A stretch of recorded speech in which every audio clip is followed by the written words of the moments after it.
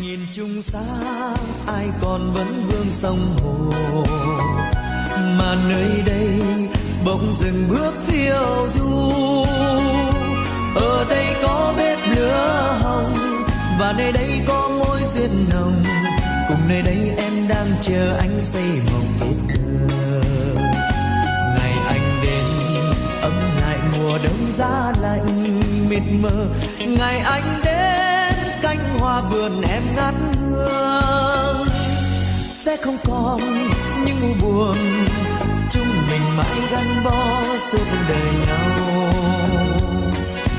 Ngày anh đến với em, gió cũng hát lao sao cùng đàn em trong vườn xuân.